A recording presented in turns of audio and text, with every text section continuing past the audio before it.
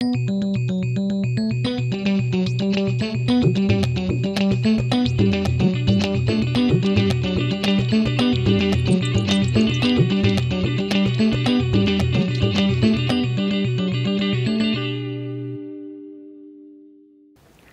aula nós vamos falar sobre toxinas e hemostasia, e para isso nós vamos falar de um exemplo de como que uma toxina pode modificar o sistema hemostático.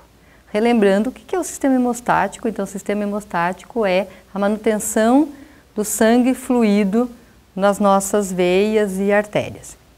Como que as toxinas podem modificar esse sistema? Então, por exemplo, vou contar para vocês o caso de um acidente que ocorre por envenenamento com uma lagarta que se chama Lonomia obliqua e que é um caso muito típico que acontece no sul aqui do Brasil.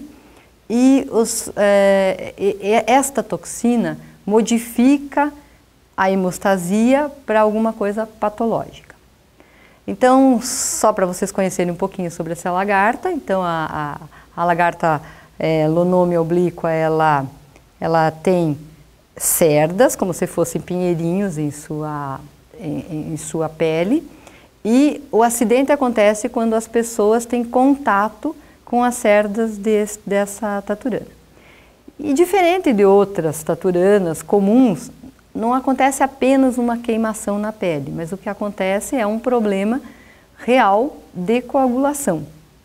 E as pessoas podem ter sangramentos importantes e podem até seguirem para óbito, dependendo da gravidade que o acidente acontece, a quantidade de animais que elas têm o contato e o tempo de atendimento que essas pessoas podem ter nos sistemas hospitalares. Então, esta taturana, que é a Lonomia obliqua, ela é um caso importante, tanto de saúde pública, quanto, então, ela é entendida como um problema médico. E acontecem muitos casos no sul do Brasil. Hoje a coisa é um pouquinho melhor, devido a todo um sistema de informação, mas ainda acontecem muitos casos. E o acidente se chama lepidopterismo, por quê? Porque ela é uma larva de um lepidóptero. O ciclo de vida dessa taturanta, ela é um ovo que tem 6 fases de larva e depois ela se transforma numa mariposa. E o acidente acontece enquanto ela é larva. E por que acontece? Porque ela está sempre no topo das árvores se alimentando. Quando ela passa essa fase de alimentação, ela começa a descer das árvores, fica nos troncos. Como ela tem um mimetismo com os troncos, as pessoas têm o acidente e têm o contato com elas. Normalmente elas são várias, porque elas são gregárias. Então, o acidente dificilmente é com apenas uma taturana, mas sim com várias taturanas. E isso determina o grau do envenenamento. Então, nós temos, hoje, nós temos muitas informações sobre esses acidentes. No sul do Brasil, nós temos mais de 5.000 acidentes com essas taturanas. E elas são tratadas, ou quer dizer, o acidente hoje é tratado com um soro que o Instituto Butantan produz, que se chama soro anti-Lonomia, e isso dá uma reversão do quadro do envenenamento dos pacientes. E como que isso é feito? Quer dizer, o acidente ocorre pelo contato com as cerdas, que é esse tipo de arvorezinha que fica na pele do animal.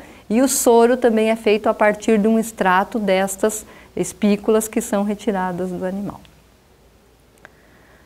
E só para vocês então terem uma ideia, acontecem, como é uma patologia, o paciente pós-envenenamento pode ter hematúria, edema, equimoses e complicações importantes do sistema de coagulação.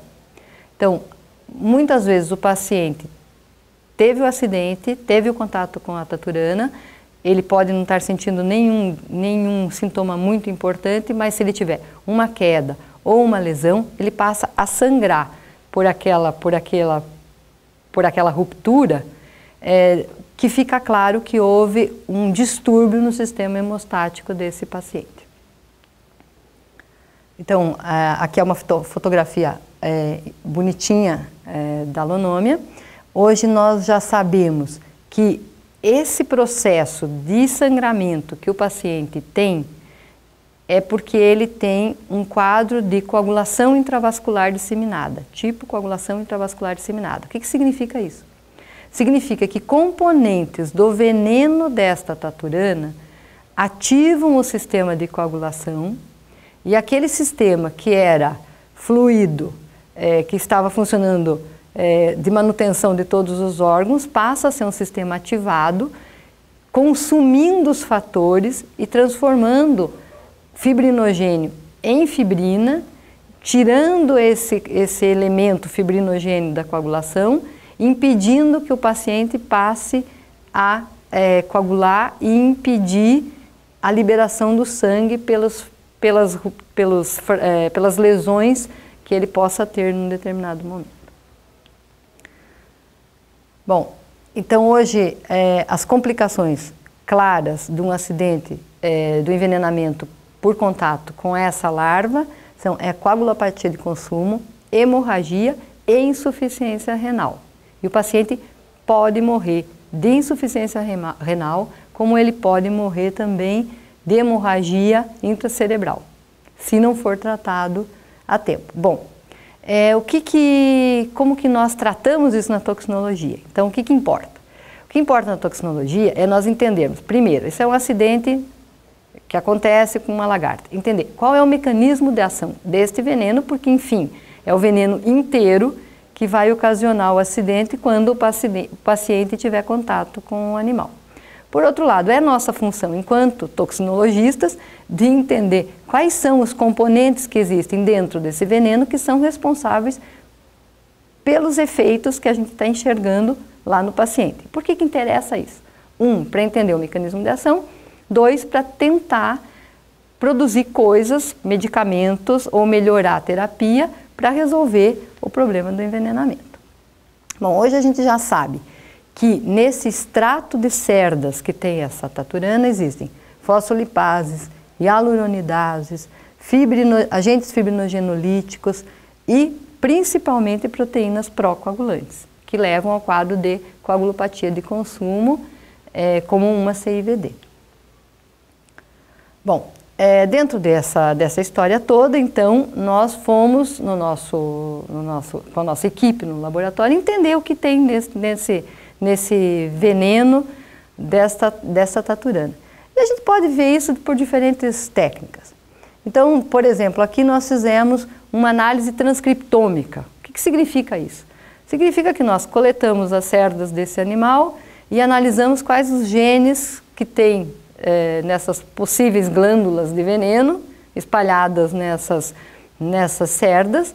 Vamos entender quais são os genes que são importantes ou que estão presentes nessas glândulas ou nessas estruturas que poderiam ser traduzidas em proteínas e quais proteínas poderiam estar relacionadas com esse quadro do envenenamento. Então, nós encontramos várias coisas, nós estudamos mais de 1000 genes transcritos e foi muito interessante porque tem proteases, inibidores, supressores de tumor, claro, moléculas relacionadas com essas outras coisas que já são conhecidas da literatura. Mas o que foi muito interessante é que nós encontramos, essa análise de transcriptoma pode abrir determinados caminhos para a gente. Então, por exemplo, nós encontramos que a coisa mais expressa, o gene mais expresso estava relacionado com uma molécula que é da família das lipocalinas. E veja, as lipocalinas até então nunca haviam sido descritas como moléculas importantes para processos hemostáticos ou patológicos relacionados a sangue, mas era a coisa que estava mais transcrita. Embora lipocalinas sejam moléculas responsáveis por transportes. Bom, de qualquer forma, nós purificamos a partir do extrato de cerdas, dessas taturanas, algumas proteínas e fomos analisar qual proteína que poderia ser responsável pelo processo de procoagulação, que o paciente seguramente tem. E bom, purificamos uma proteína e quando caracterizamos essa proteína, nós vimos que era uma proteína que era capaz de ativar a protrombina, diretamente, ativava a protrombina. O que significa isso? É uma proteína que tem uma ação direta num zimogênio da coagulação, que é a protrombina, que é capaz de ser transformada em trombina. E essa trombina é a enzima-chave do processo de coagulação. Então, formando trombina, seguramente o paciente poderia ter coágulos. Então, agora é numa situação patológica, formando coágulos. Bom, nós estudamos a estrutura dessa molécula, e aí nós chamamos ela de LOPAP, que significa Lonome Oblíqua Prothrombin Activator, e verificamos que ela, interessante, ela era daquela família das lipocalinas, a sequência dessa proteína traduzida mostrava que ela pertencia à família de lipocalinas, como na análise transcriptômica nós tínhamos visto que a maior representatividade de genes presentes nas glândulas nas glândulas de veneno dessas taturanas eram lipocalinas. Então tá aqui, é uma proteína, o LOPAP é uma proteína de 69 kilodaltons, que ativa a protrombina, gera trombina e quando em contato com o plasma, ela acelera o tempo de coagulação do plasma. Então isso foi um experimento interessante, revolucionário na literatura, porque nós demonstramos pela primeira vez uma molécula da família dessas lipocalinas tendo uma atividade proteolítica e sendo importante num envenenamento por essa larva de Lepidopteros. Então, a estrutura dessa proteína está demonstrada aqui nesse slide. Então, ela tem uma estrutura de um beta-barril e nós conseguimos, por análises de bioinformática, sugerir o sítio catalítico dessa lipocalina, que até então nunca ninguém disse que uma lipocalina poderia ter uma atividade proteolítica e que fosse enzima. Nós demonstramos isso renderam várias publicações interessantes, porque mudou uma classificação nas lipocalinas. Bom, e para que ficasse claro qual era o papel dessa molécula, nós fizemos alguns experimentos incubando essa enzima com a protrombina e definimos qual era o perfil de hidrólise. E sim, ela funciona como se ela fosse um fator 10 ativado no processo de coagulação diretamente sobre a protrombina, gerando fragmentos muito claros, independentes da formação de um fragmento que se chama mesotrombina, que é o que acontece normalmente no sistema de coagulação, aqui ela funciona diretamente formando pré-trombina 1 e 2 e trombina. Mas isso nos mostrou claramente que essa molécula sim era um ativador de protrombina e deveria ser um dos principais componentes, um dos principais elementos responsáveis pelo envenenamento e pela coagulopatia de consumo que o paciente desenvolve. Na literatura existem vários investigadores, vários pesquisadores que tentam mostrar dentro dos venenos, não é um caso comum ter ativador de protrombina em venenos. Então as serpentes, por exemplo, serpente Botrytis de jararaca, ela ocasiona um tipo de coagulopatia de consumo muito semelhante ao que acontece com essa taturana. Muito interessante isso. Então, no veneno da serpente, que é outra família, classes distintas, existem também ativadores de protrombina, que são famílias de proteínas diferentes, são metaloproteases. Agora, aqui nós estamos falando de uma lipocalina. Então, de alguma forma, nós tentamos, inclusive, classificar esses ativadores de protrombina encontrados na taturana, tentar uma similaridade de classificação com aqueles ativadores que são conhecidos em outros venenos. Bom, e aí os pesquisadores, tem alguma literatura mostrando, bom, os grupos de ativadores de protrombina existentes em venenos de serpente são classificados, são 5 grupos distintos. Então, grupo 1, 2, 3, 4 e 5. E como que são classificados? Dependendo do fragmento formado durante o tempo de ativação, durante o processo de ativação. Então, normalmente, se preocupa se tem aquele fragmento tipo mesotrombina, se é pré-trombina 2, pré-trombina 1, que forma de fragmento acontece e que tipo de proteína é, que classe de proteína que é enquadrada. Bom, então nós temos basicamente dois tipos de classificação na literatura, uma classificada pelo Dr. Rosin e Tans, que é de 1991, que as pessoas seguem para classificar os ativadores de protrombina, e o outro a outra classificação é de Kinney, que foi de 2001, que já dá os grupos como A, B, C e D, e também está preocupado aí uma classificação, que tipo de enzima, que família de enzimas são, se são metaloproteases, serinoproteases, quais os cofatores que são importantes nesse processo de ativação. Então, esse ativador que nós classificamos como, que nós chamamos LOPAP, que é o ativador de protrombina da alonome oblíqua, nós não conseguimos classificá-lo em nenhuma das classificações já estabelecidas na literatura. Porque não é um proveniente de veneno de serpente, 2, porque ele não está classificado, essa molécula não está classificado como nenhuma daquelas enzimas, não é uma metaloprotease, não é uma serinoprotease, e sim é uma lipocalina, que nunca havia sido descrita como ativador ou proteolítica, e também porque a fragmentação que ela ocasiona na molécula de protrombina é completamente diferente das outras enzimas, mas ela segue o padrão do fator 10 ativado na ausência de componentes plasmáticos.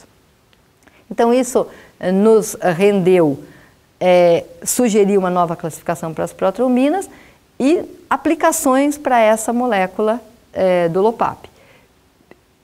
Para que a gente sugira uma aplicação para essas moléculas, agora saindo um pouco do problema hemostasia ou procoagulação, a gente poderia sugerir essa molécula, por exemplo, como um reversor de coagulação em processos de anticoagulação.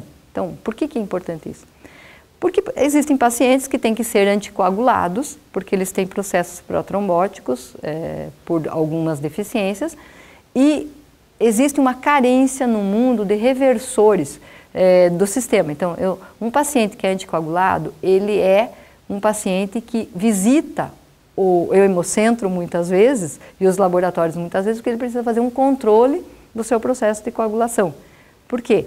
Porque ele nunca se pode passar do anticoagulante, dar a mais, porque então o paciente vai para uma incoagulabilidade, ou dar menos anticoagulante, porque o paciente pode ter um processo trombótico. Então, no caso de uma molécula como essa, que atua diretamente gerando trombina, poderia ser pensado como um reversor. Bom, aí nós entramos num outro processo. É um processo biotecnológico para a tentativa de desenvolvimento de uma molécula, que nós já entendemos o papel dela, mas agora utilizando essa molécula como uma ferramenta, talvez para desenvolvimento de um novo agente terapêutico. Então ela passa de uma função do mal, mais ou menos, para uma função do bem. Para isso, o que a gente precisa fazer? A gente precisa ter certeza que nós somos capazes de fazer o desenvolvimento, produzir em quantidade essas moléculas. Eu não posso depender agora da natureza, do animal da natureza. Então, o que nós fizemos? Nós fizemos um processo de obtenção dessa molécula, um processo biotecnológico de obtenção, por expressão em bactérias e em leveduras, e obtemos essa proteína agora na forma recombinante em quantidade suficiente para poder prosseguir os testes em animais e em modelos animais. Bom, essa molécula hoje tem 5 patentes depositadas e com várias aplicações, desde a sua atuação em processos de remodelagem, quanto como reversor de processo de anticoagulação.